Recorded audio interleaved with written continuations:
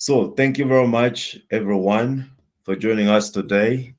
This is the Free Minded Pan African Academy, which is a school for African leaders in politics and business. Our mandate is to create a new a new generation of leaders that will take Africa where it's out to be. And these leaders have to be properly trained in the area of political leadership as well as business leadership, because these are the two things that Africa needs more than ever at this moment. The reason is that politics and economy are just like the two legs that an individual have in order to walk in balance. If you don't have one leg, then you are not really in balance. The same as if you have leaders who are more educated in politics. They can explain all concepts of democracy, but they know nothing about business development, business management, so that they can run successfully countries, so that at the end of the year they can declare dividends. Then you have a situation that we have in Africa today of people forming all kind of projects of development and the run to China or to the West to borrow money to implement those projects. In most cases, those projects don't profit the country. And we're finding ourselves and our children having to pay with our blood the loan that some leaders took, and they are no longer even in power.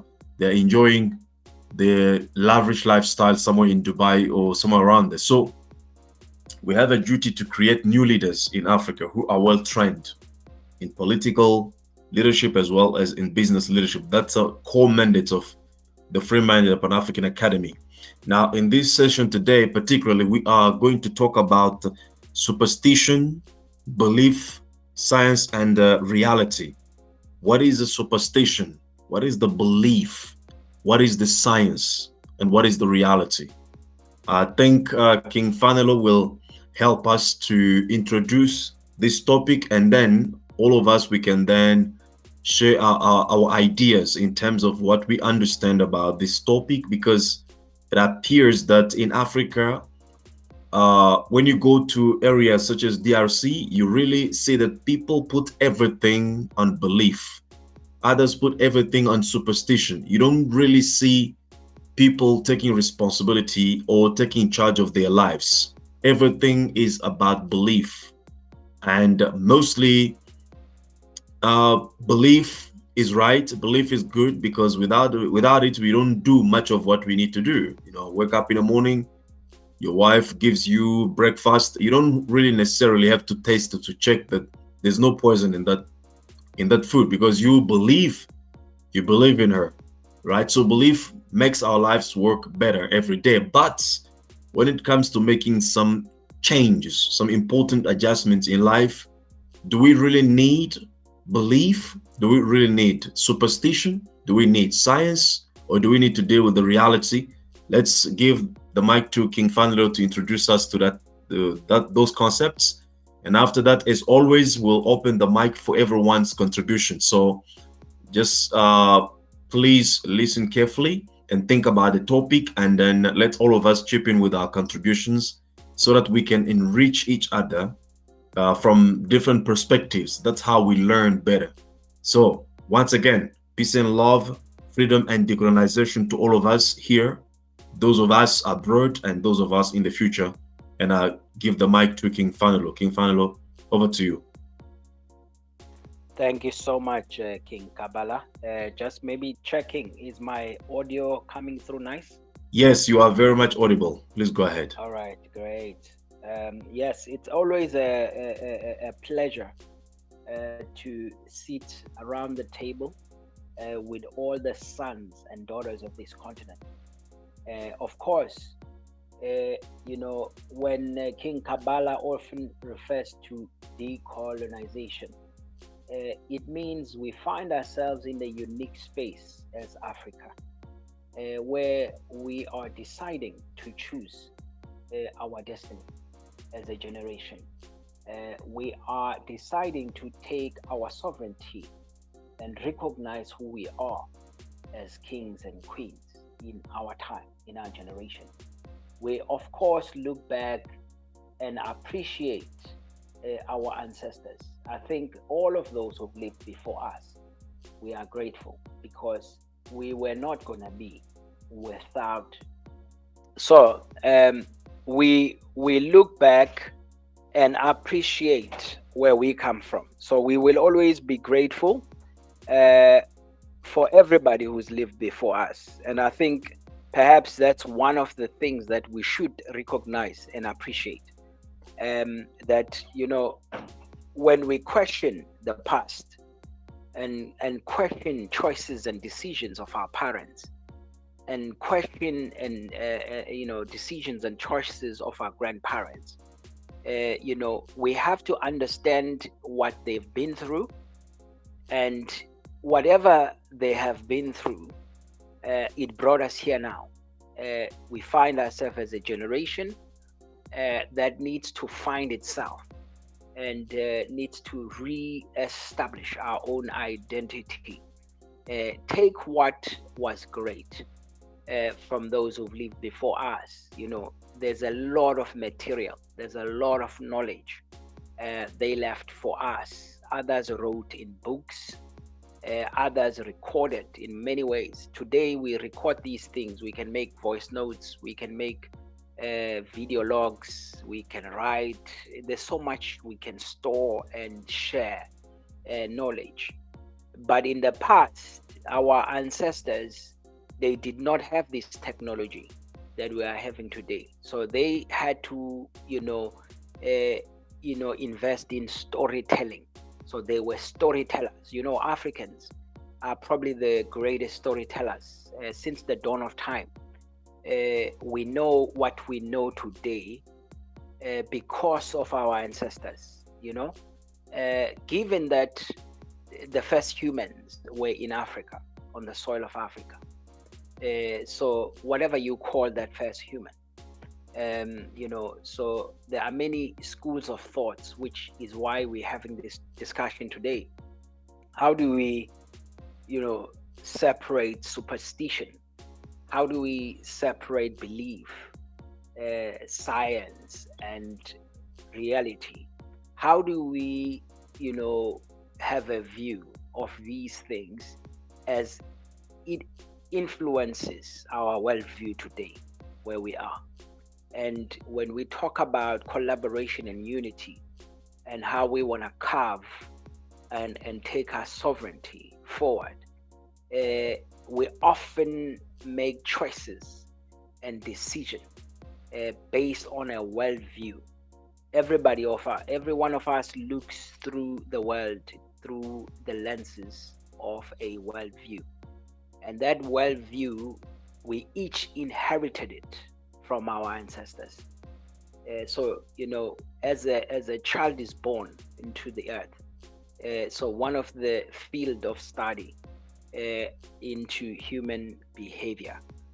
I am a professional coach. I am actually a coach, a life coach, and a business coach. So the kind of coaching we studied is, meta. They call it meta coaching. So it has to do with neuroscience, neuro linguistic programming. It's basically a technical aspect of how the brain develops and how the brain is programmed. And every time you experience things in life, every time you hear, or your senses, your five natural senses are engaged as a human being or even as a child. From being a baby, when you're brought on earth, you've got these five basic senses that you have. You've got your eyes, you've got your ears, you've got your mouth, you've got your hands, you can touch, you've got your nose, you can smell. So every experience that you come across from birth, in fact from your mother's womb until this day, that knowledge has been recorded in your brain. It forms neural parts in your brain. It writes. So it's like, your human body is a marvel.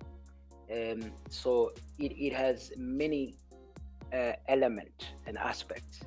So one of it is, it uses electricity. You generate your own electricity. The way your body communicates with all the systems, it uses a neuro, your your your neural system. Now, the way those messages are sent between one cell to the next, it's through that electricity. It's almost like an electronic movement, pulses that are sent. And so in the brain, you've got cells, brain cells that are joined together.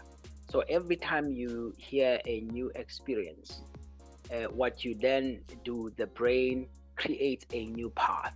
It just writes a path in the brain. And that brain, every time you repeatedly hear the same experience or go through the same experience, that neural parts become thicker and thicker and thicker and thicker. So it's kind of like when you've observed, if you've ever been a shepherd and you headed out cattle, you would see the path that cattle often use when you take them up to the mountain or to where they graze. They use particular path where they often travel.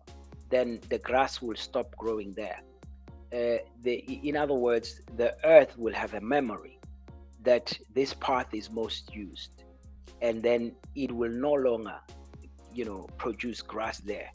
It will almost be clear permanently without anybody having to take a shovel and clear the grass. Just you often going on that path, in the same path, it creates that memory. So in the same way in the brain, it does exactly the same thing. So this neural path that experiences something, it grows with how often you are hearing the same thing. So if you hear someone around saying mama, and you are recording it for the first time, it's strange. You don't know what it means. It's just a sound, mama. And then, but next time you hear someone else say mama, and the next time you hear mama, the same part is activated. It becomes thicker and thicker and thicker and thicker. So that means if you look at the things that people's behavior, that governs people's behavior, that are so ingrained, we call that now neuro linguistic programming. So those would be the parts in your brain that are hardwired. They are like that cattle part, you know, they are seriously written. They have so much repetition, it's not funny. And those things sink into your subconscious brain. In other words, they become autopilot, they become your ingrained beliefs. And from then on, every time you experience the world, your brain goes in through those files, look for the parts where we are familiar with this thing we are experiencing now. Whether the smell, we know the smell, so the brain will go into the files and look for these parts where we've heard the smell and we've recorded the smell. And if the parts of these smells are thick in our brain, it will be almost instantaneous that we will just say, this must be beef. It's a smell of meat, roasted meat, or this is chicken, or this is pork, because that's embedded in your system. But if the parts are less thick, they're non-familiar, then it takes a while for the brain to go through all the parts that have been created before to find this part that will record what it is. Did we know something about it? Did we reference this kind of thing? Now, if you understand, then this base, I'm setting it up from birth. So what would then happen is that the brain development happened in three stages. From 0 to 7, it's one period, and from 7 to 14 is the second period, and then the last period is 14 to 21. Now, from 0 to 7, when the baby, from the womb, when the baby is while it's in the mother's belly, the brain is established. So they start experiencing things. They start hearing the sound of mama and daddy, or whatever the mom's environment is, all the voices, the relatives, it starts recognizing, it start creating and writing parts on the brain. Now, from that time of 0 to 7, whatever that brain experiences, it will take it as a gospel. In other words, it knows it as the truth. It doesn't argue. If you say, if the mama says there's Igolosh, or there's Santa Claus, or there's Tooth Fairy, or there's a ho ho behind the cupboard, or there is this and there is that. Uh, the brain from 0 to 7 takes everything it's exposed to as the truth, doesn't question it. It's like a sponge, it just absorbs. It just absorbs. If it observes behavior, it just absorbs. It just absorbs. That's why sometimes you are shocked when you just out of the blue you hear your son maybe swearing at someone when they are playing out the street. You're like, hey, who taught you that? But you were not aware that during the period of 0 to 7, that brain was just recording. So anything, whether it's coming from the TV, whether it's coming from YouTube, whether it's coming from you as a parent, whether it's coming from school or preschool or any environment that the child and that brain will be exposed to, it takes it as gospel. Now, whatever then was said more repeatedly in that space will form the thickest neural parts. Now, that is what we call NLP, neuro linguistic programming. So that brain will be programmed. Those things will go into subconscious when the child goes to the next phase of development. In other words, the child will believe that that is the truth, it's the reality as it is, because it's just simply written on the brain so much. And then in the cycle between 7 to 14, what then happens? There's a shift. So what happens in that, then the brain development recognizes that now we have a will. We start exercising the will. They start discovering who they are, that they have their own sovereignty. For the first time, they understand sovereignty. And they understand that they are a fully human being, and they have choices, and then they start exercising the choice. Unlike in the first stage where 0 to 7, they just absorb everything and take it as gospel. From now on, 7 to 14, they start questioning and start doubting and start saying, oh, I hear mama says don't touch the fire you burn, but I want to touch it. I want to see what happens. So they start experimenting, testing limits, because they understand, no, I hear what everybody is saying, but me now, I'm choosing, I want this. You see, now this is where often discipline is very, critical in any brain development, because it's the time where they have to learn, yes, you are sovereign. Yes, every human being makes his own choices. Yes, but those choices have consequences. If you make good choices, these are good choices, and these are terrible choices. If you make bad choices, there's going to be painful consequences. We often call it discipline because it comes with a punishment or sanction. But if also there is a good behavior, it also means there is going to be a reward. So we celebrate you. Everybody's happy. We buy you this. We give you this and that. You're like, wow, well done.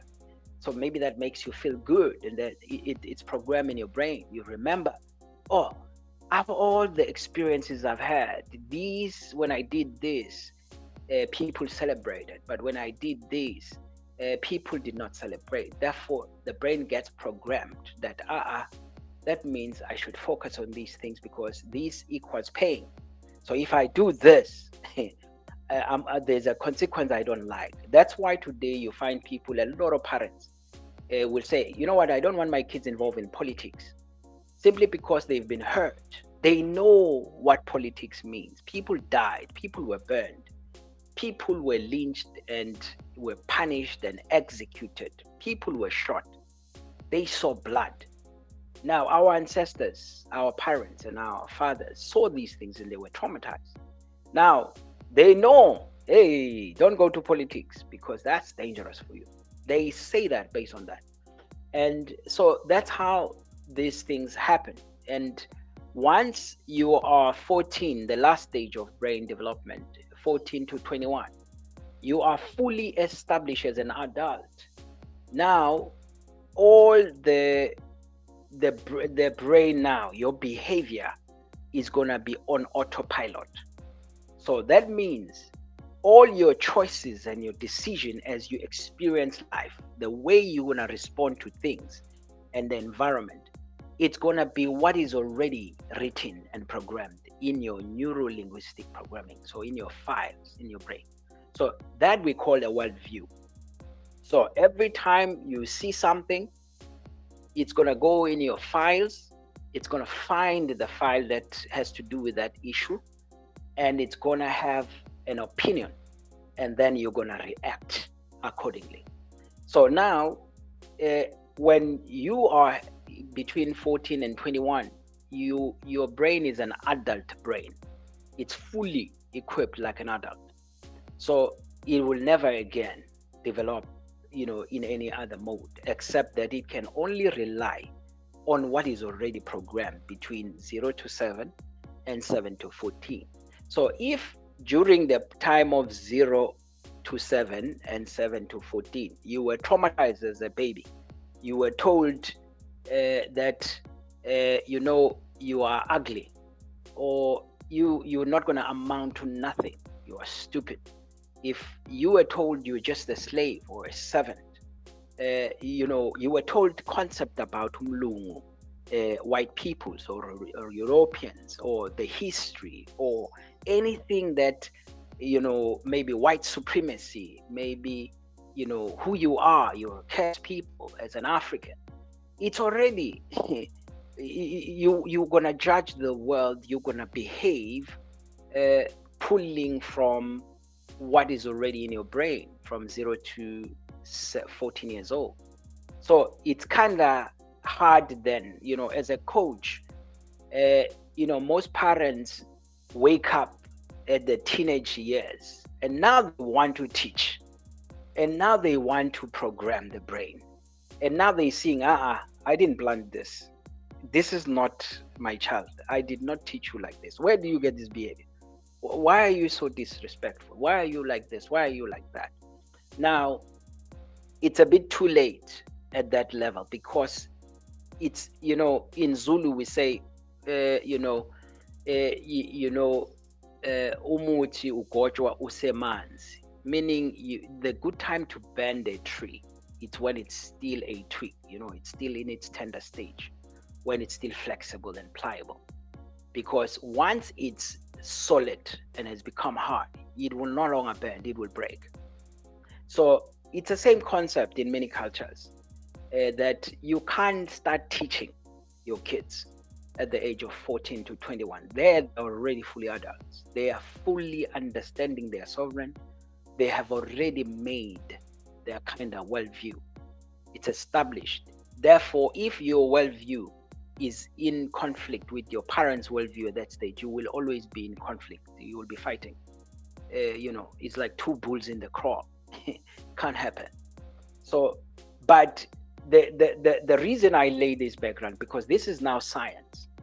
Now, science has to do with taking natural things that we see, which is reality. So reality is everything that exists around us, that we see, that we can explain with the five senses.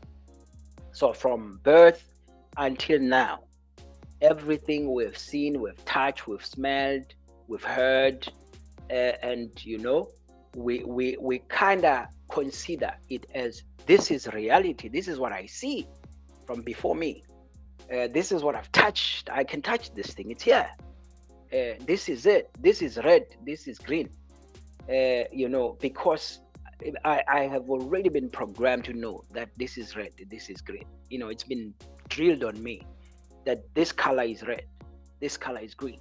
So that's reality for me. If I see something red, I say that is red. That's reality because I'm looking at the red thing.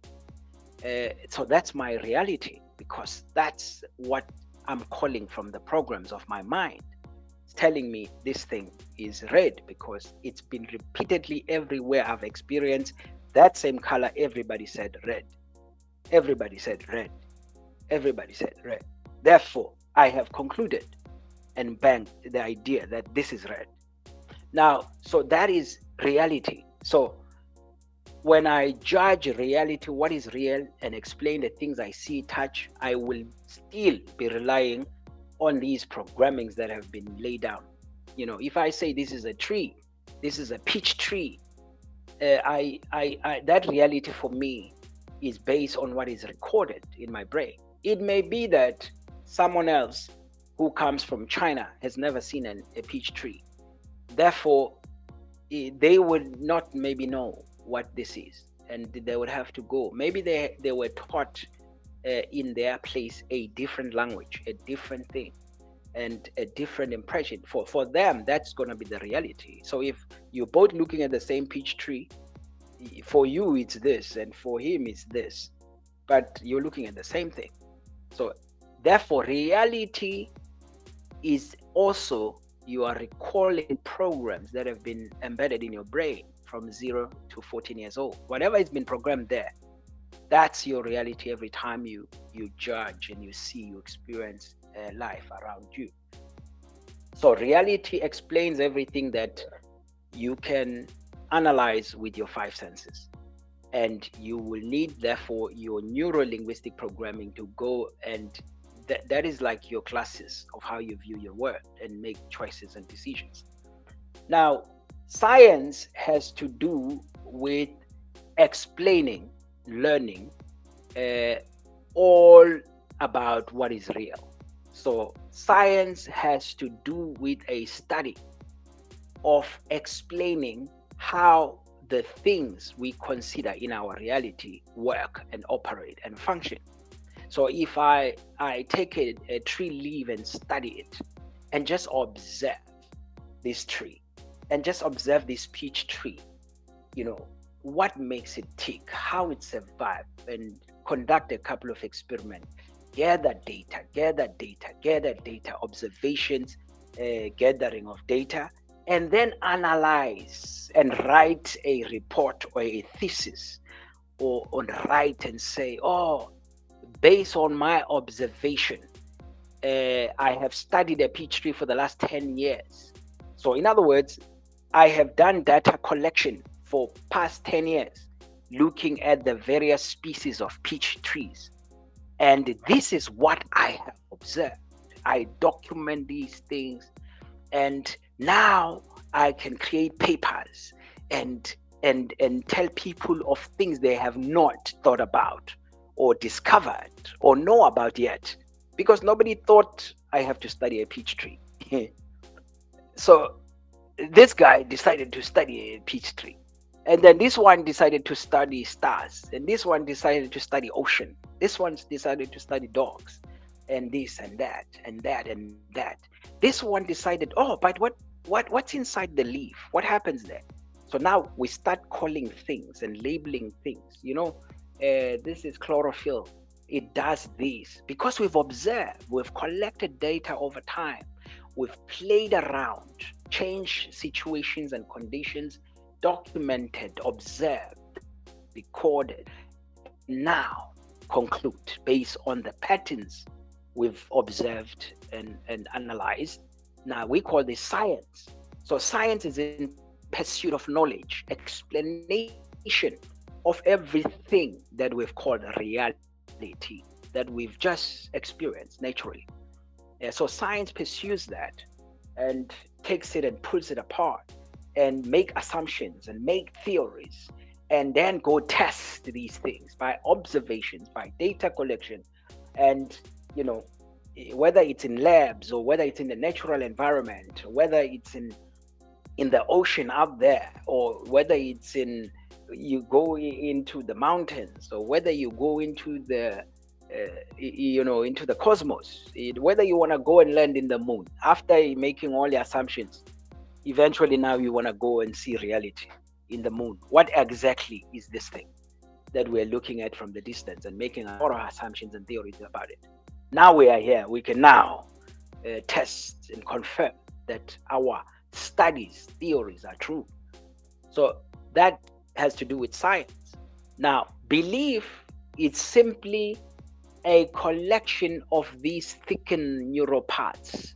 Now, if all you've heard all your life is Coca-Cola, Coca-Cola, Coca-Cola. Now, you then somehow, when you are an adult, from 14, 21, and until you find yourself loving Coca-Cola. You just swear by Coke. If anyone says, "What would you like to drink?" Coca-Cola. If you what do you like? I love Coke. I love Coke. But you don't know why you love Coke. Now you know. It's because Coca-Cola is the one that is written the most on your neuropaths. It's more written than Pepsi or maybe Fanta. You've heard Coca-Cola more.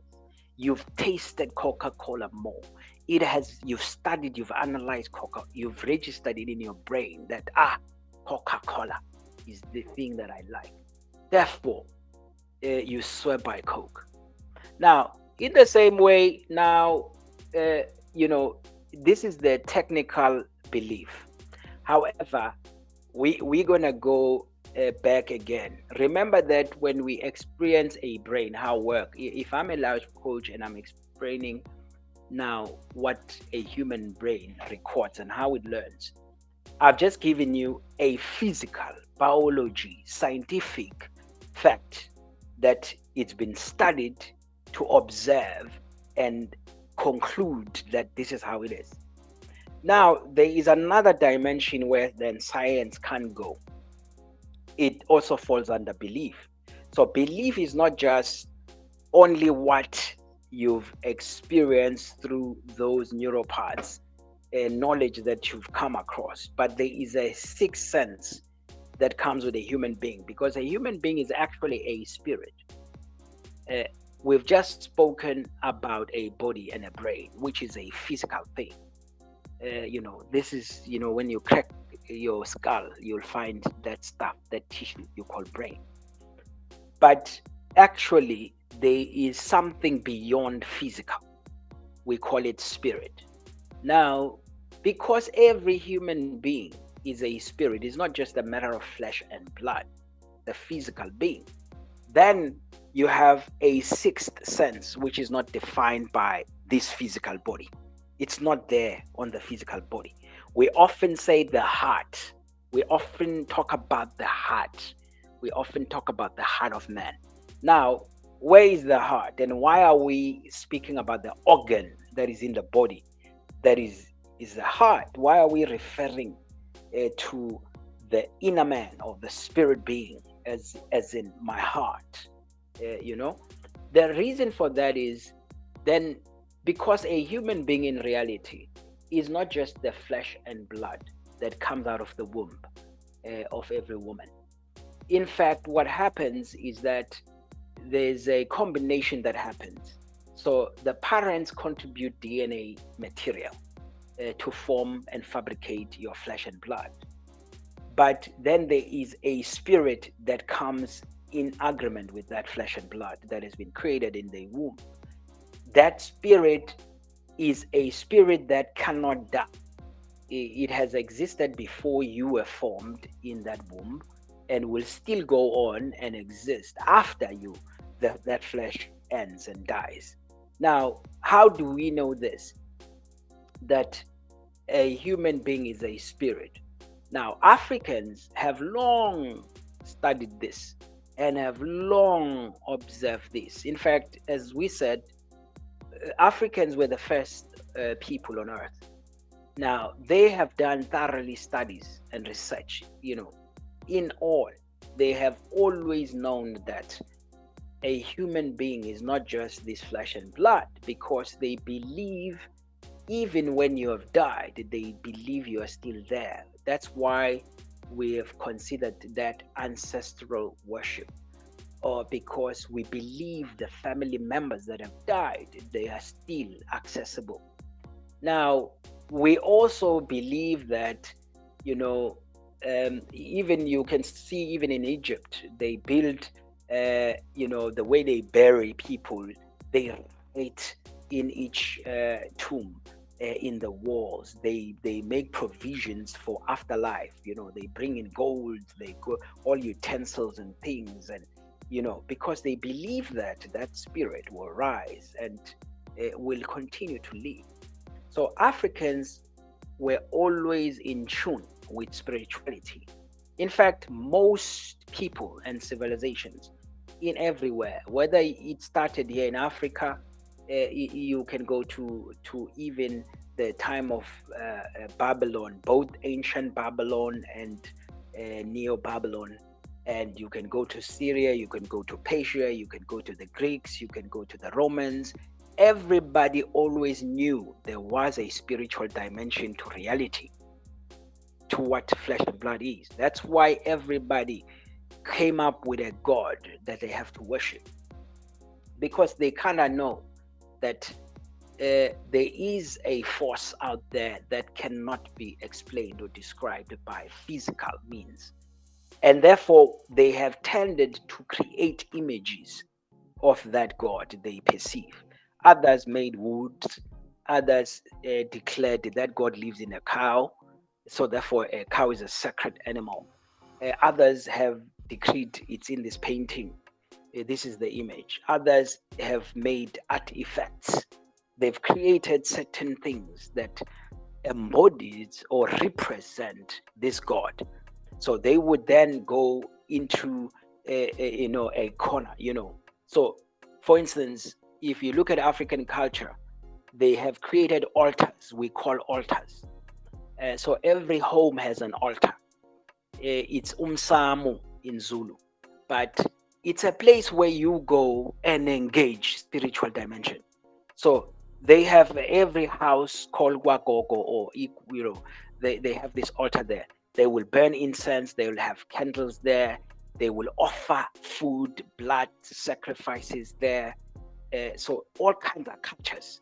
Others have built temples, others have built synagogues, others have built mosques, others have used cross as a symbol, as an image of that God. Others have written books and said it's sacred scrolls. Others have created uniform clothing that now you change and wear this, so that you go and now speak with the spirits. Others, go up the mountain and sit there under the tree. Others go on that rock. Others go to the ocean. They light up candles. They say prayers. Others go deep in the rivers. And now all of that is people understanding that we are spirit beings. Now, because we can't put those things into reality, or in a way science can explain, we've then said those things is what we believe. It's stuff that we were taught by our parents and our grandparents, the elders. It's stuff that the community where we were born told us. If I was born in the Arab world, I would probably be a Muslim. If I was born in Jewish, I would be a Jew. If I was born in India, I would then be a Hindu. If I was born in China, I would definitely be a Buddhist. If I was born in Europe, I would definitely be an atheist because I don't believe there is a God. I believe in myself. I am the God. So it depends where you are born. It depends where that brain develops. Now, remember, I just told you 0 to 14. Whatever is programmed on that brain will sink deep into neuro linguistic programming. It becomes belief. Now, part of the data that is written there has to do with spirituality, and has to do with things and rituals and traditions and things that come and are different based on each family, based on each tribe, based on each tongue. So, as far as we are diverse in the world, everybody has written their own worldview. Everybody puts their own spectacles and judges the world according to that. So that is how all of these beliefs come into being. And now superstition, there is a hybrid. So in other words, beliefs is made of two portions. There's unknown, which is the spiritual things that can't be explained. Therefore, we have to now not rely on the five senses that can only judge reality. We can't smell the spirit, we can't touch the spirit, we can't see it with these flesh eyes, we can't even feel it with our fingers, or smell it, or taste it. We can't do it. However, if we want to engage ancestors or gods or what, we have to go internal and go into the sixth sense, which we call it in our hearts. And that's where we believe the spirit lives, because what is about the heart that tells us that it's such an image that captures spirituality? It's because the heart is the highest concentration of blood. That means the spirits, we believe, they're in the blood. Life is in the blood. That's why we offer blood sacrifices. Blood sacrifices. So we think, because if you offer your blood, you offer. It's about the bloodline, the details in the blood. That means uh, inside your blood, it's your life, it's your spirit lives and dwell, and it speaks, because when you close your eyes and you silence all the senses, you go up the mountain, you can still talk and have a conversation without using your mouth or your voice, without using your hands to write or to make gestures, or who's speaking when everything is being quiet and silence? That voice that comes inside of you, and there's a conference that is happening inside. When you go for prayer, you're having a conference with yourself, and you're turning inside. So who actually are you speaking to? Who's speaking inside? Who are the voices you are hearing? Interacting. Where are they coming from? What part? Because you see, the blood contains that spirituality and life, and then because of that, the blood controls and sends messages in all your elements of body. I mean, the blood is the only thing that interacts with your entire body system, including the brain. you know Brain is nothing without the blood circulating. So when a person is certified dead, actually is not certified dead because the brain stopped working. You can be alive with your brain which is dead. You will just be supported by the machine, because that means the brain is the control center of all the physical system. But you're still alive because the blood is flowing and the heart is beating. So the heartbeat defines whether you're alive or dead. The presence and the movement of a blood flow in your body is the one that defines you're dead, because people listen to the sound of the heartbeat or the breathing, but all of those are linked in bringing in a moving blood. If that blood leaks out of your body, you die. If you know uh, if the heart stops, you die. So that means when you stop beating, your heart beating, that means your soul, your spirit departs from your body, and there's nobody whole. It's only flesh and blood that remains, which is not you. It's just your body. You are a spirit. You have a soul. You live in a body. So you have to then understand these dynamics, so that you understand the context of beliefs and superstitions. Now, superstitions, on the other hand, is has to do with, there's two parts to it. A lot of it has to do with that kind of belief, you know, spiritual issues. But a large amount of them in African context has to do with storytelling. Now, superstition is storytelling. It's parents or the elders in the house trying to teach stories to the next generation. And they will often teach you certain things so that you do not do certain things. So when I grew up as a boy, I was always taught that I should not go into a forest alone, especially when there's a fog. And they would say each fog, when you see a cloud, covering the mountain, they would often tell you you shouldn't be there. You shouldn't be there. The reason they were actually saying it, they were avoiding you to be lost because you would not have visibility. So you can be hurt if you are roaming in the mountain, you're looking for your cattle when you don't have good visibility. You might be open to danger.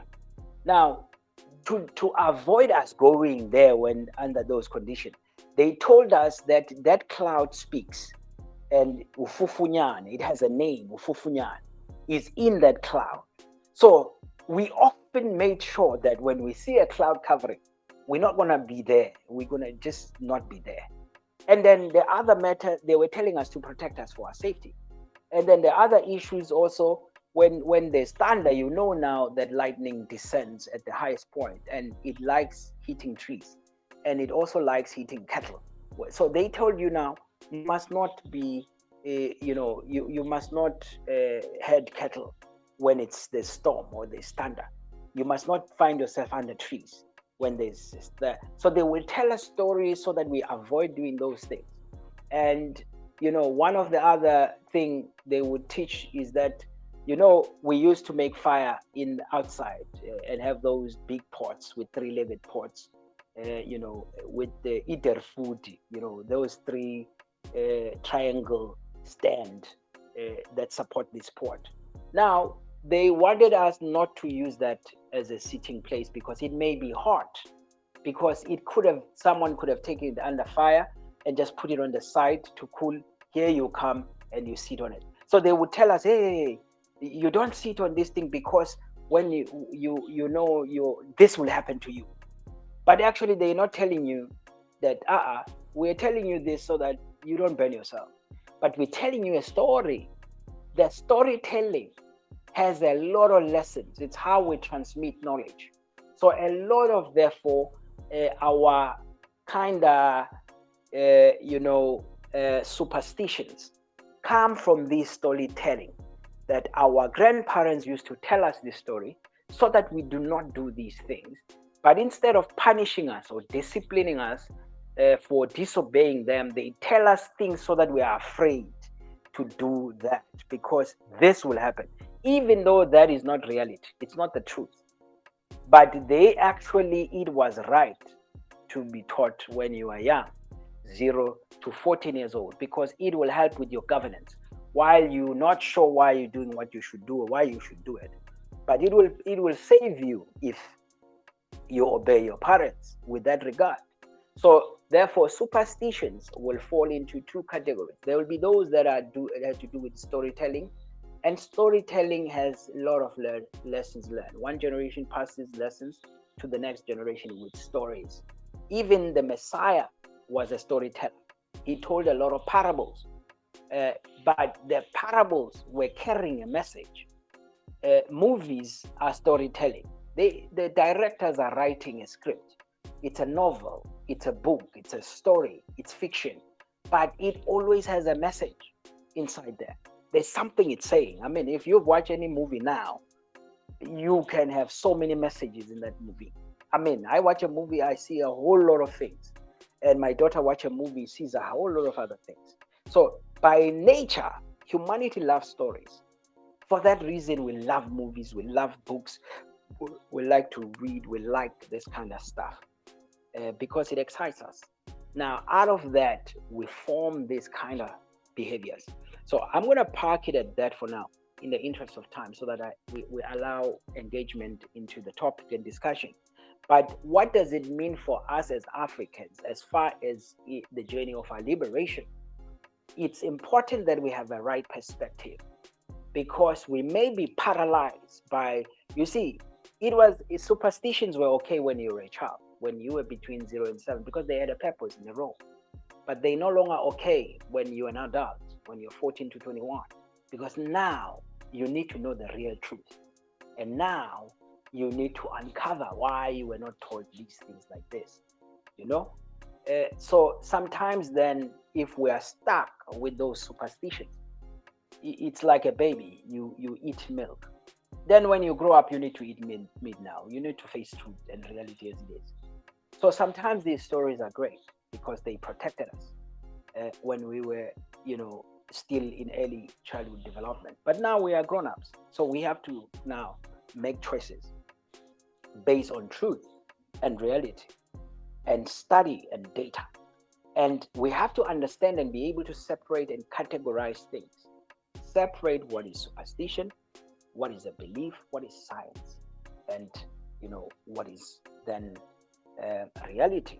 If you then can navigate through these things, it will help us in this journey of unity, because we have to understand that Africans, uh, all over the world, we will have that diversity of brain records and programming, simply because where we are growing up, it's different circumstances. Some other people are writing in our brains differently. So a guy in the Caribbean and a guy in Nigeria and a guy in South Africa, so we have to recognize that we may be wearing different spectacles and we may judge and view the world with different lenses.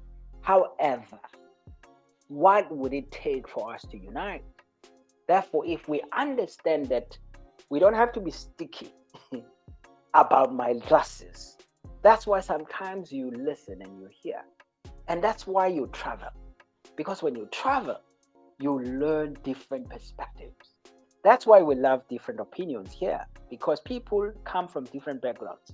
Therefore, if we say everybody comment on the topic, it actually helps. It enriches all of us, because we are not just hearing this topic from one spectacle set of glasses. We now can open the floor and hear it from all other angles. That's why we listen and we love and we appreciate all kinds of angles, because the more angles there are within the body of that, we then will listen to our hearts, and the heart will resonate with us and with what is the truth. Because how do you tell this is truth and lie? You really cannot tell it by five senses. That you can't tell. Just because it's a book, it doesn't mean it's the truth. Just because someone wrote it in the past, it doesn't mean it's the truth. Just because someone carved the stone and said it was, it doesn't mean that is. So everybody is judging and acting based on the lenses they are wearing. If you understand that, then you will be patient, because not everybody is wearing the same lenses you are wearing. So that means maybe we will be more patient with each other and understand we're coming from different angles. We're wearing different spectacles. We're looking at the same tree, but from different angles. So we're not seeing the same thing. However, we need to collaborate and find common ground, because our mandate this very year is that we unite our people with as far as wide the lenses everybody has, diversity we have, how we need to embrace and understand patience, because that's the only way. I mean, just because it's reality for you doesn't mean it's reality for the other person. We're all wearing different spectacles, and maybe we need to swap spectacles. Oh, let me borrow you my glasses first. Let me see yours. How do you see the world through yours? It's okay. Let's explore. Let's test and let's understand. But if it resonates with you in the core, in your heart, then you are activating your spirituality to test if this thing is true for me or not. If it will harm me or it will build me, if it's positive for me or it's negative for me, if it's life or if it's death.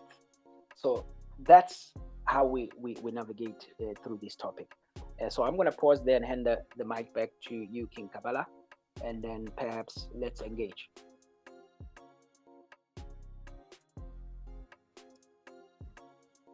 Wow, that was so powerful, King Fanelo. I don't even know how to comment. I've been accumulating a lot of knowledge and insight from your presentation. Wonderfully put. And thank you very much for this greatness that you have really brought to us today. With no further ado, I'm going to open the floor to everybody for your inputs as you have heard the presentation, as you have thought about the topic. What is your perspective on these issues or on these concepts: superstition, belief, science, and reality? How do you conceive these things? How do you link them? to make a reality of a human being, or most importantly, to produce an African who is balanced and more productive and constructive to the agenda of African liberation. So on my screen now, I've got Jabu. I'm going to go through the names that I can read here. So please, if you're able to say something, just unmute yourself. Say something when I call your name. If you can't say something, just tell us your name and where you are, and then we go to the next person. So I've got Jabu Ro. Can you please unmute yourself and then give us your perspective on this topic?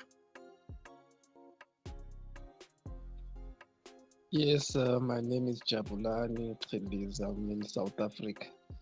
I joined in late, so can I just hear because I'm not very much clued up when it comes to the topic today. Thank you. All right, thank you so much. In case you have joined late, we'll share this presentation later on. You can just go back and re-listen to have more understanding of what has been discussed. So next one here, I've got Bradley Nzama. Please unmute yourself and let us know what is your perspective. Thank you so much. Guys, sadly, I just joined now. But in my understanding, superstitions, beliefs, science, and Reality. just 1 second here. Reality.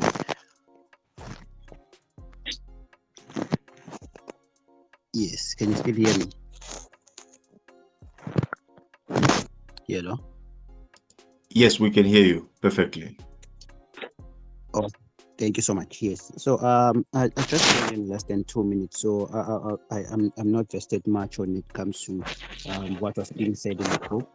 But yeah. So my name is Muzugu Tula Bradley. So I'm a member of the ACUP as well.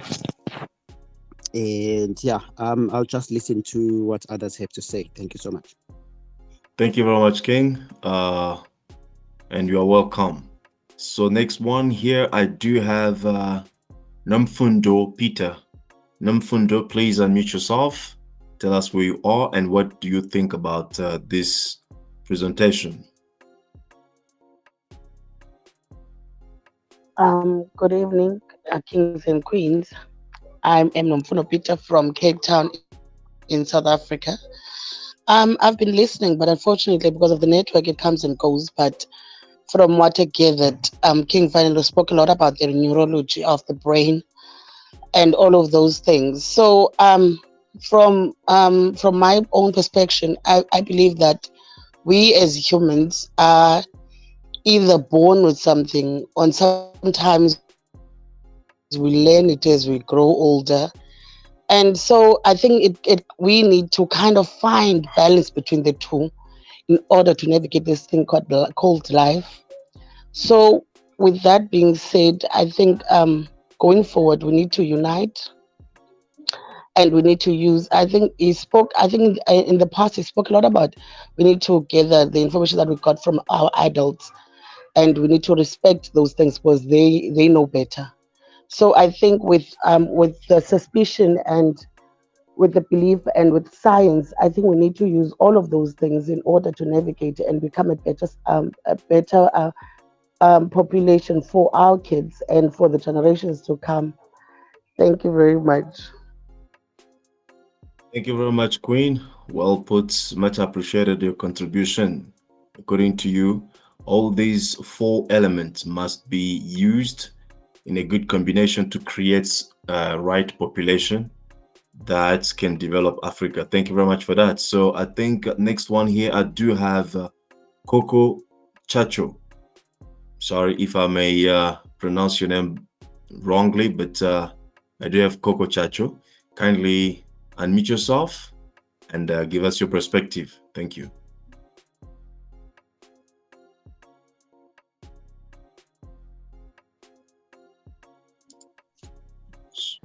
Do you hear me? Yes, yes, now we can hear you. Please go Oh, ahead. thank you very much, King Kawala, and thank you, King Fanelo. I'm surprised, man, with all the knowledge you have. I don't know where you fall now. I thought you were an economist, and at some point I thought you were a politician. Now I don't know. Or maybe you are a politician, because politicians have all sides that you never know about. Really, really interesting. Lots and lots of knowledge that he unpacked tonight, which I believe are going to be useful if we are going to go anywhere together as a people, because unity in diversity is going to be challenging. But to get there, we have to bring in people from all walks of life, people using different, lenses, as he put it. I think what I struggle mostly is, how do you encourage people who are glued into religions that are being used as Trojan horses in Africa, for instance.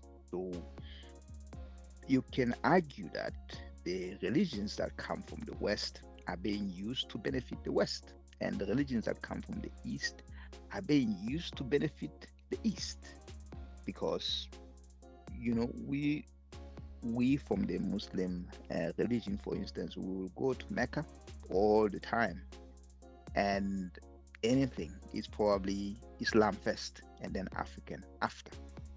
Then you can argue that those from the Christian religion will always look up to Rome, or even London or Paris or Washington first before being African. So there are these challenges which, if we are to navigate them successfully, we need to understand all of this, what my brother has unpacked tonight. It's not easy, but you could also argue that colonial education was based on the same system, because they catch us early. They caught us really early and taught us what they wanted us to know, and withheld a lot of what they didn't want us to know. I think in my high school education, they said a bit about Kwame Nkrumah, Julius Nyerere, and Jomo Kenyatta in the same breath, like they were the guys who wanted to form the Organization of African Unity, but there were issues along the way, including apartheid in South Africa. That's all they said. I never knew about Kwame Nkrumah until I started digging myself. I never knew about Lumumba until I saw a movie about how Lumumba was killed as a first president, prime minister of Congo in the 60s. And it's that. So we need to look at this, use it, but pick what is useful for us. Pick what is useful for us to drive this forward. I like what the Queen from Cape Town said, that we need to unite. But if she had to listen to what is happening on Twitter in South Africa, or mostly in social media in South Africa, you hear lots of people saying other Africans who are not South Africans should go to their countries and develop their countries, and then we will meet somewhere along the way. So there's a belief that there are countries in Africa.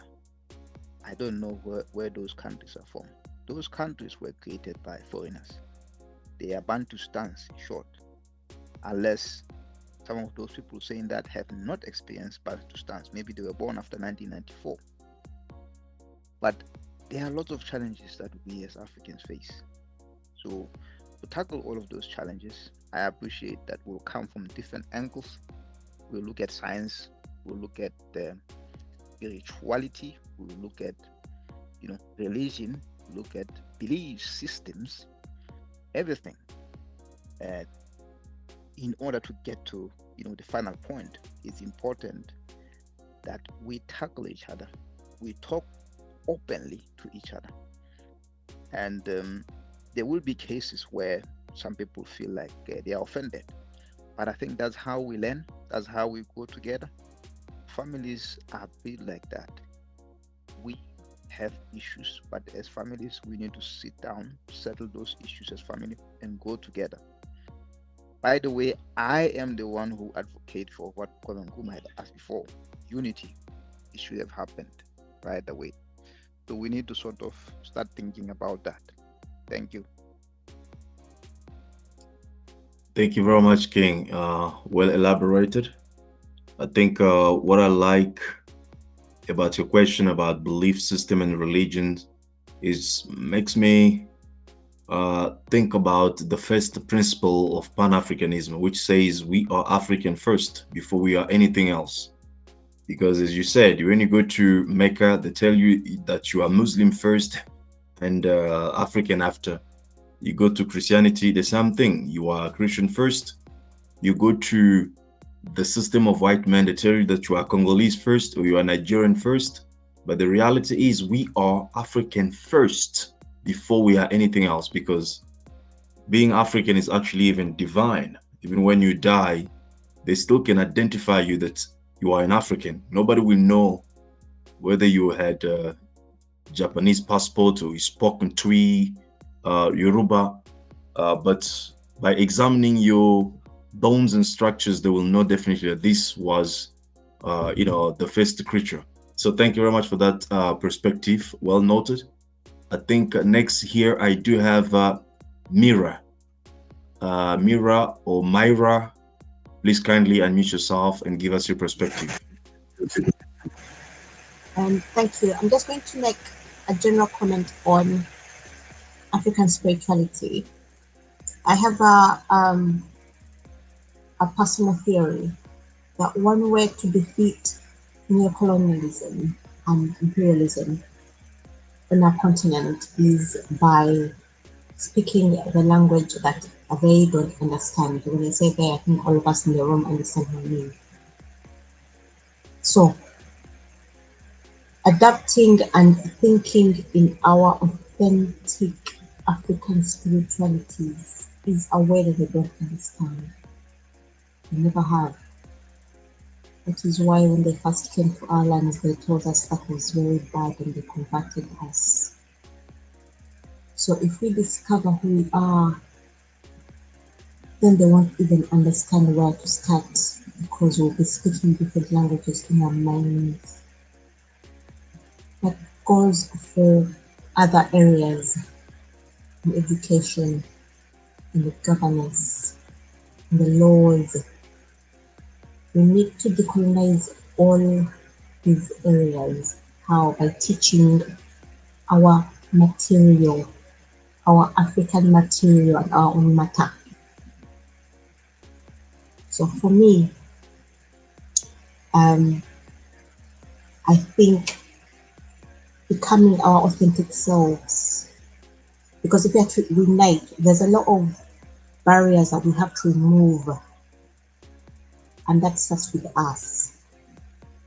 Seeing the world through our African eyes, through our own lived experiences, through our own history, and embracing it and reconciling with it, and then moving forward, finding a way to move forward.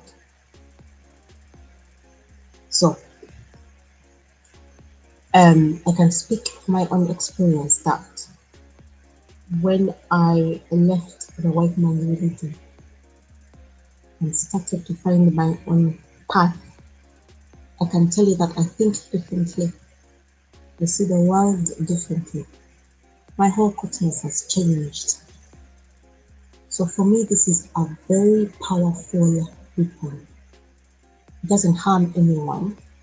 It builds us. So going back to our African spiritualities, our own African authentic selves is very important. It's a very important step. And anyone in liberation work and liberation struggle should definitely take that journey, because it's the beginning. It gives us a very strong foundation on which to stand from. And also, I want to stress that obviously we cannot go back to how it was originally. But I think I like what Brother Coco said. He said, let us pick what will work for us. And it's plenty, because we had our own knowledges and our own wisdom. So for me, our African spirituality If we embrace it and adapt it to our struggles now, it will be a very powerful weapon. I yield. Thank you so much, Queen. I believe there was a bit of a noise from your microphone, but I think we heard the essence of what you said. You have, I think, pointed out the knowledge of self, authenticity was the keyword, as well as going back to the our Africanness. So thank you very much. I think King Arnold will never disagree with you on those points. So King Arnold, the mic is to you. Please tell us your perspective. Good evening. Thanks for the invite. Also, I would like to greet everyone, the king and queens. And it was just a lovely, lovely presentation. Now you made me feel like I really missed out when it comes to schooling. You articulated the point so well and so good. I think I must be closer to you and then to learn a lot. During the day, I was thinking that how do we unite Africans? So I even thought, I think it's now good time now that we should start now engaging one another in terms of organizations, because there's a trend I've noticed that immediately people have achieved what they were wanting to achieve. Let's have an example. Like now, let me make a simple example here in South Africa. You've got MK, you've got EFF, you've got ANC and so forth. Immediately one achieve, let's say they achieve their goal. When you go and then meet them after achieving, it's gonna be difficult because everyone, the trend that is happening, most of them, they start looking survival for that particular, that, you know what, I'm in there, I've achieved, I've worked hard, so then please do not come and put out your agenda. I was thinking that this is the right time that as an organization, before we achieve what we wanted as Africans, we should start now engaging one another now, so that we should be able to learn, understand one another. In the academics, they always say, what do you call them? They say the weakness is you learn your strength and then lessons and so forth. So on those lines, like science, spirituality, politics, we need all those aspects, economics and so forth. With this type of articulation and presentation, I would request our king to start now engaging other sectors of organizations, so that all of us, we start now knowing the weaknesses of that other organization.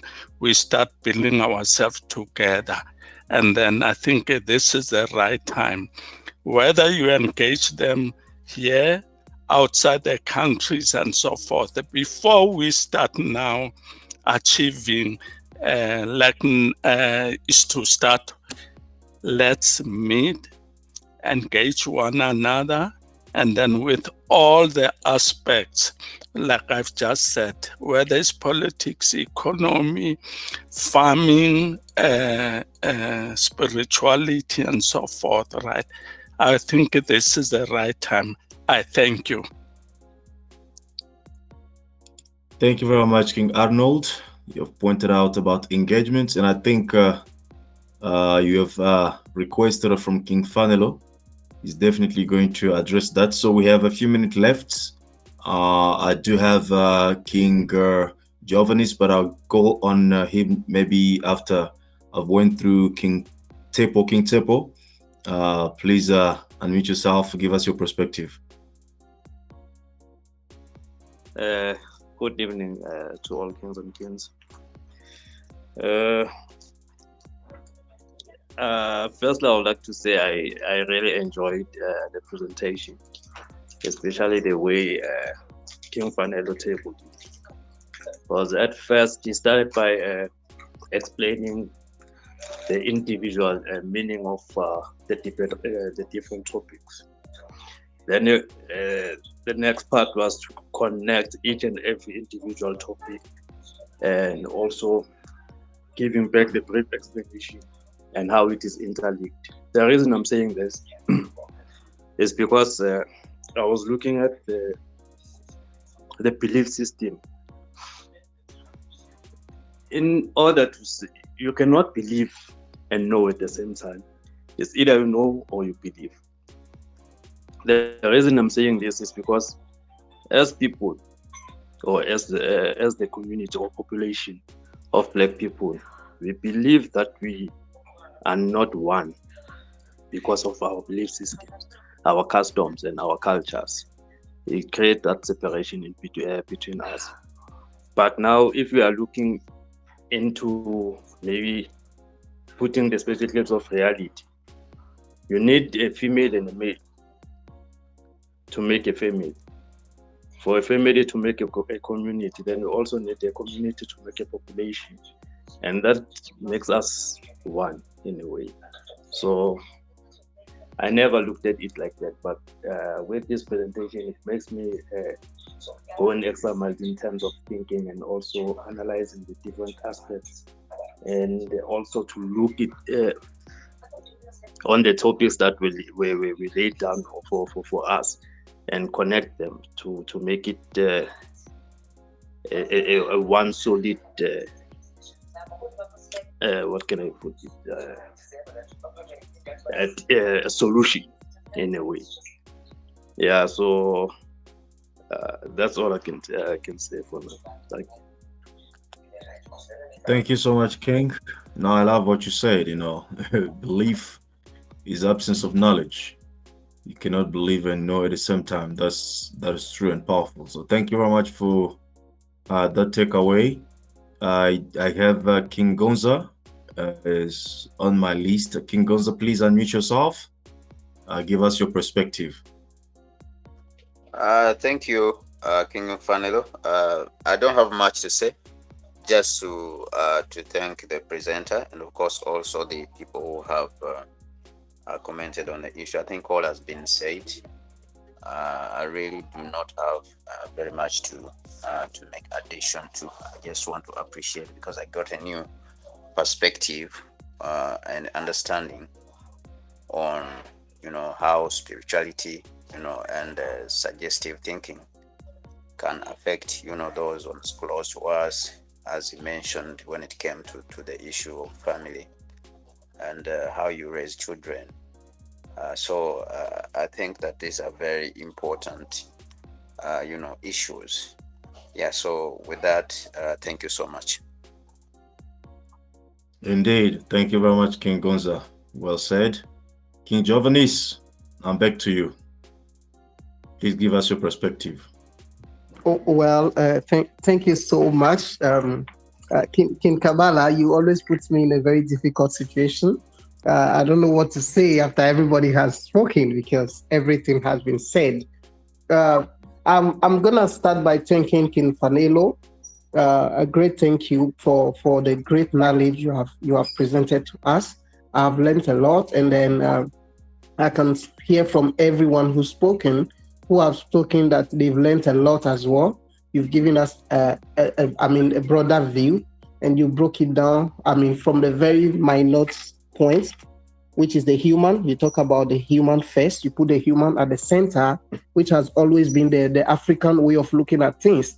The human being is at the center, and everything else rotates around us. So basically, for me, I think is very essential, as you put it, that we look at ourselves as human first, because we are born human. We are not born with belief or superstition.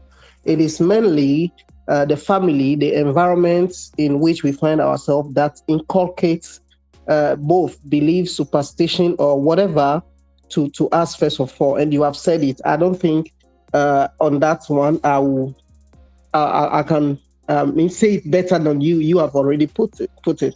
And on the other hand, I think for me, I am always of the view that belief and science are direct opposites. But then with time, I've got to realize that maybe the right word will not be belief.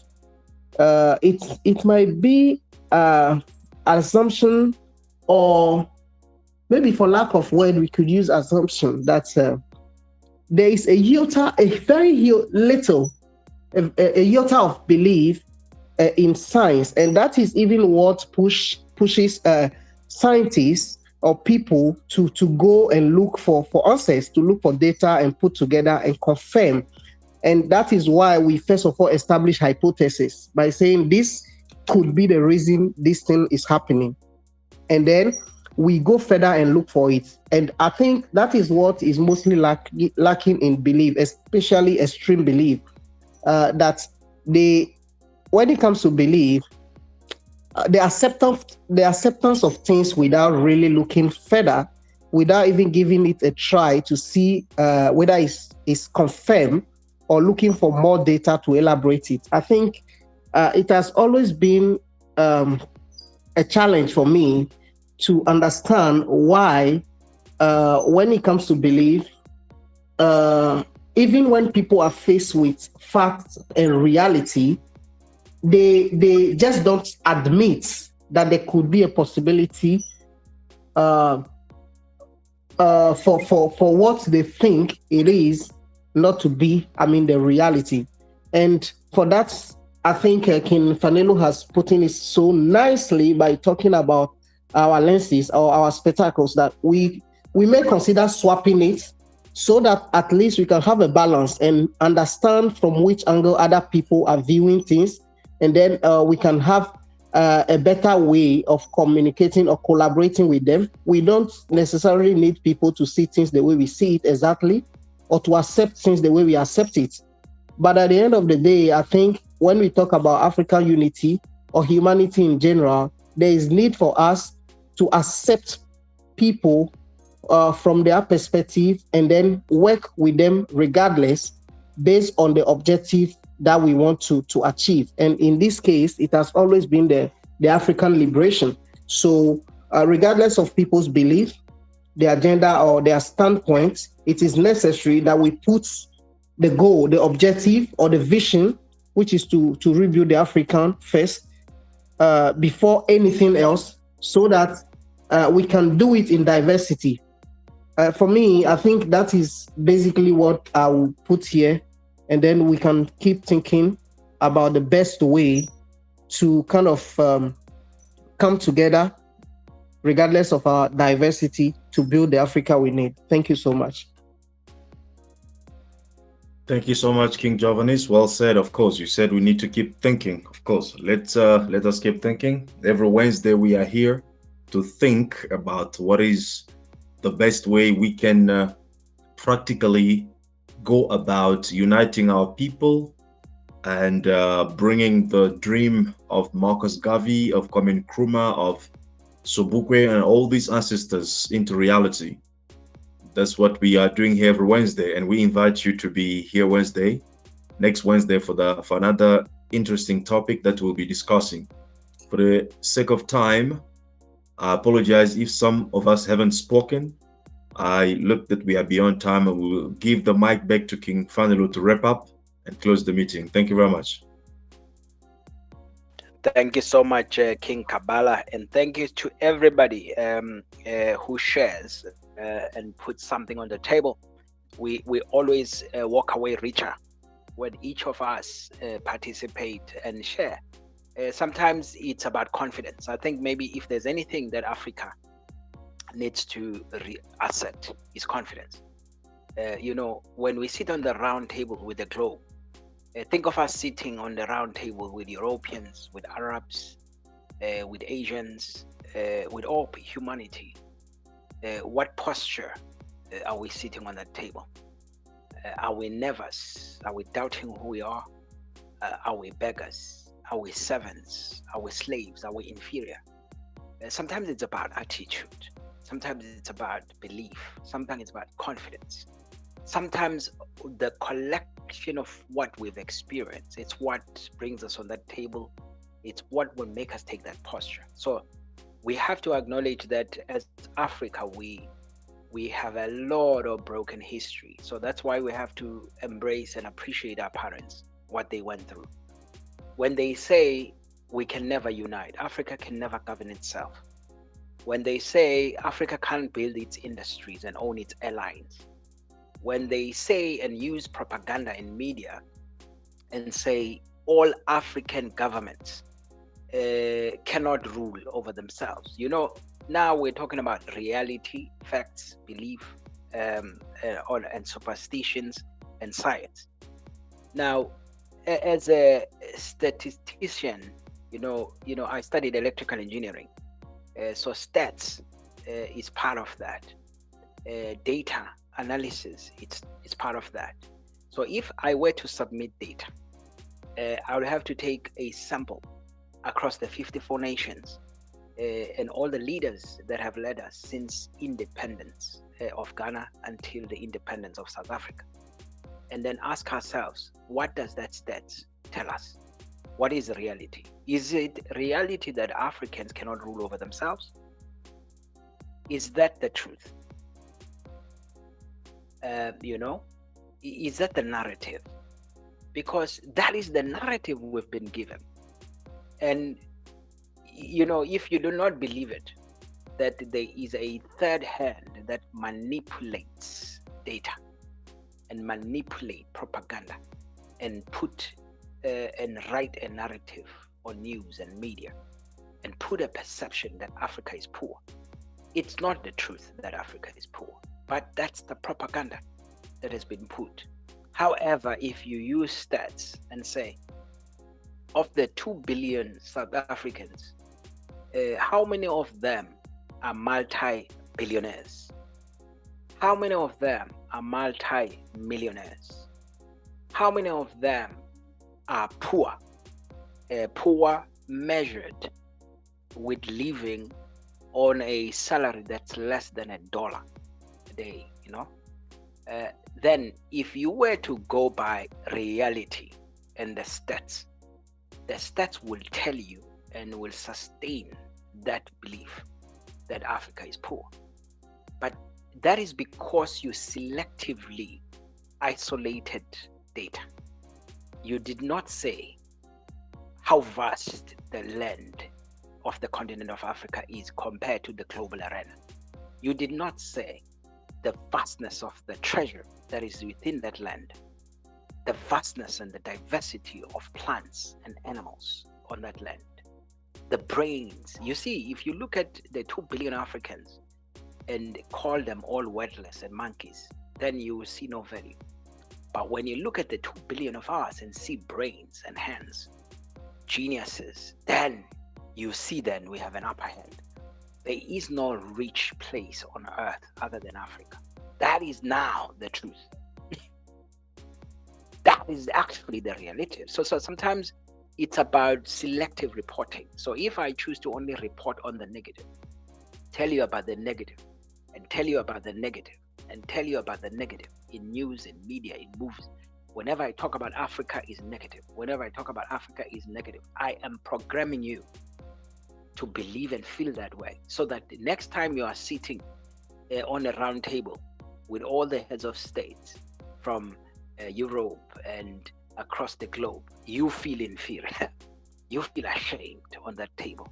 Therefore, you think you must submit. And therefore, you think you must, surrender. There's nothing you can do. You can't win this battle. You can't fight here, this war. This is impossible. We will die before we see unity of Africa. No, You were programmed to not believe in yourself. You were programmed to see yourself as inferior, as slaves, as servants. Now we have to change that narrative. We have to understand how brain works and records. So the stuff we're simply repeating now, it's self-fulfilling prophecy. It's what we believe about ourselves. It's what we've been programmed to believe about ourselves. It's what the media has told us, movies has told us. Everything that is glorious and beautiful, it's about Europeans. Even in movies. Try, find out who's the first man. Adam and Eve, they say it's Caucasian. Try. But how can it be if the first series was in Africa? This place is 365 days with sun. Caucasians do not live in sun environment. They couldn't have been there. Then you are not told also that everything that is learned in history, by the way, all religions, we talk about religions now, beliefs and cultures, the birthplace of all of them is Africa. Africa is the birthplace of first kings. Africa is the first continent that colonized and enslaved people. By the way, we're the first one who had colonies in Spain. Spain was colonized by Africa. Italy was colonized by Africa. Go and study about Carthaginians and and then the people they talk about the descendants of Canaan. They say it's the Phoenicians. They talk of them as if they were Europeans. No, they were Africans. They're the ones who were shipbuilders, who navigated first across the oceans to Americas, both north and south, and to England, and to around the continent of Africa, and all over in Asia. The first globe trotters were Africans. The first explorers were Africans. The first builders of cities and civilizations were Africans. The first scientists were Africans. The knowledge, the language we're speaking today, even English, the alphabet comes from Africa. They're not telling you that. They're not telling you that all of their Greek scholars learned in Africa. They're not telling you that all of Europe has truckloads of knowledge and information from Africa in their libraries. What are they doing with them if Africa is inferior? If Africa is valueless? Why are they here in Africa to first place? Why are they wanting our gold, our cobalt, our cocoa, if we are not superior? Why are they buying our apples, our fruits, our beef? Why are they looking for our labor if we are inferior? Isn't it the one us who build those sugarcane plantations, cotton industries, tobacco industries, industry? Didn't we build every single infrastructure that exists in the world? Wasn't it our labor? Why did they want the muscle of an African? Why are the athletes in the Olympic that are just gaining and getting, competing Africans? Why are they in all sport, in soccer? Why are they the best achievers? Why are they the most resilient in health in everywhere? Why is it Africa? Now, we've been taught a lie, all of us. We're born in an era where we've been told a lie about who we are. We are kings and queens. We're never meant to be serving nobody. Actually, on the contrary, everybody else is a beggar because they cannot live and build their economies without Africa. They have to come and beg for our minerals and our food. Out of our generosity, they have to come and beg us for our labor and for IPs, for our intellectual property, our brains and our hands, because they cannot do it themselves. All the economies in the world are built on the backbone of African labor and natural resources. And everybody needs us. China needs us. India needs us. The West needs us. Europe needs us. They are nothing without Africa. They are nothing. France is nothing without Africa. Even their energy, the uranium, they're getting it here. Even their weapons, their nuclear weapons programs are dependent on Africa. Check how many war labs in Africa, across Africa. What are they mining there? What are they researching? Why are they having laboratories of war? Why is that the case? So those are the questions we should be asking ourselves. Apologies, I have a call, so let me park it at that. Thank you so much, kings and queens, for your patience and for being here. What we are hoping is to trigger a revolution, but it starts with us here and us taking this message across to the ends of the earth, and be confident and be bold and believe in who we are and what we want to do and what we want to achieve, and let's go and do it. Thank you so much. Thank you. Back to you, King Kabbalah. Thank you. With these words, we say peace and love, freedom and decolonization to all of us in Africa, those of us abroad, those of us in the future. And we greet you with our revolutionary greetings by saying that peace and decolonization. Thank you very much. See you next week and enjoy your evening. Bye-bye.